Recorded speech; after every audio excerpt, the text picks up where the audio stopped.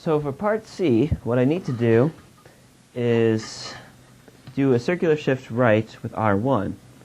And now, I know how to do a left shift. We already did that, but how do you do a right shift? Because the right shift is essentially divide by 2, and there's no real simple way to divide by 2. So we're kind of at an impasse here. We can't shift right, so how do we circular shift right? Which fortunately, this is a circular shift, I think. So I think what'll make sense is not to do a right turn. So like if you think about just doing right turns, we can do 3 left turns to make a right turn. So similarly, I think we can basically do a series of shift lefts to do a shift right. And so since we have 16 bits,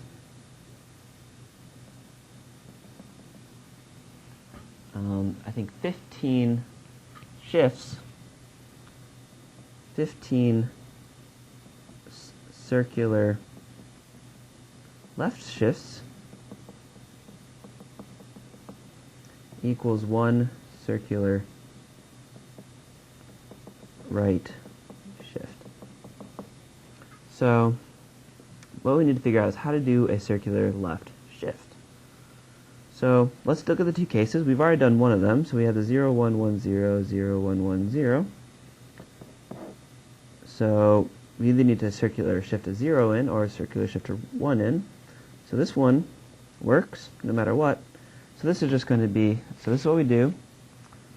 We want to circular shift a 0, which basically this is saying this is positive. So when positive,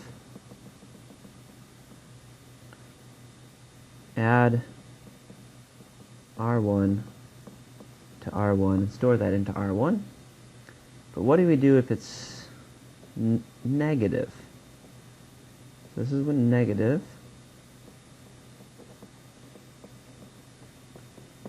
Okay, so let me think about this. So we're going to have to add these together. And now we need to get this 1 over to here.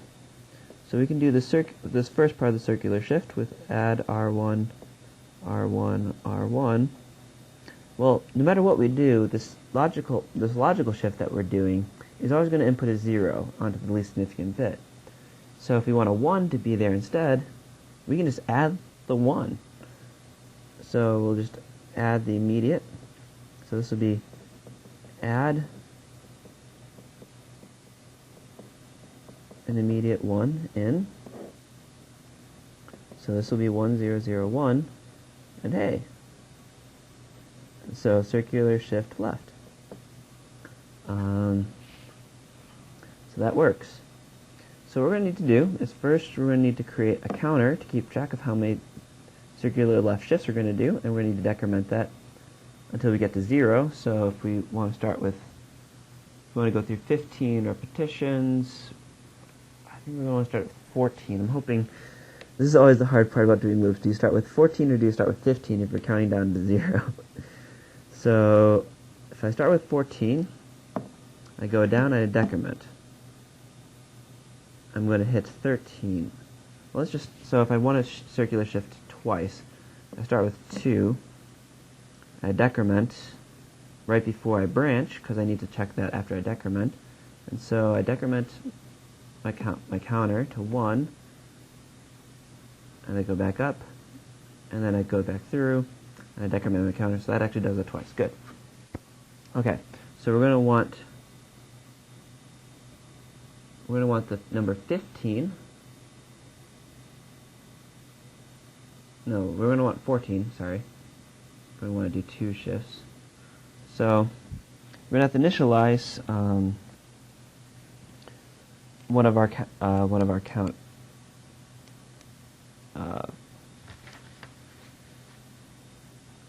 a counter. So how do we do that? We've got and, not, and add.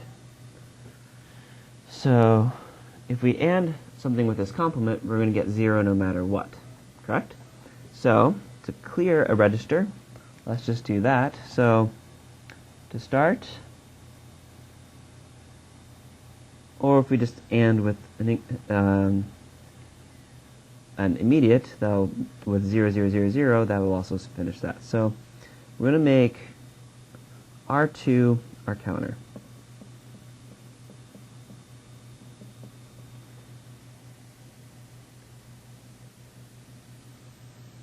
And I've already forgotten whether or not I should have 15 or 14. But anyways, we'll come back to that. So we're going to, so for PC, for a program counter at 0, 0, 0, 0, let's suppose, we're going to AND R2, R2 with 0. So that's going to make this all 0. And then we're going to want to add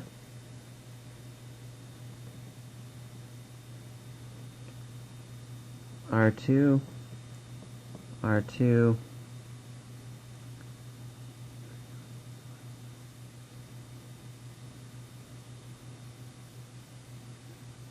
I'm going to need 15 for my circular shifts lefts. And then, so then we're going to go into the bulk of our shifting. So here we're going to start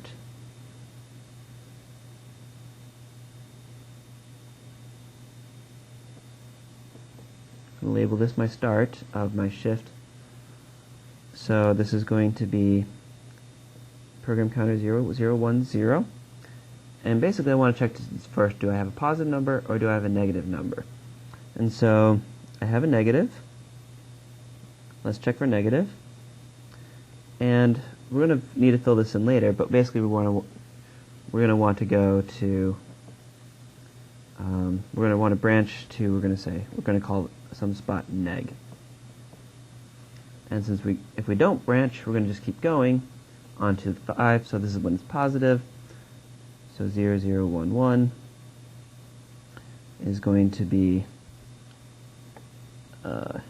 add R1 with R1 and store in R1.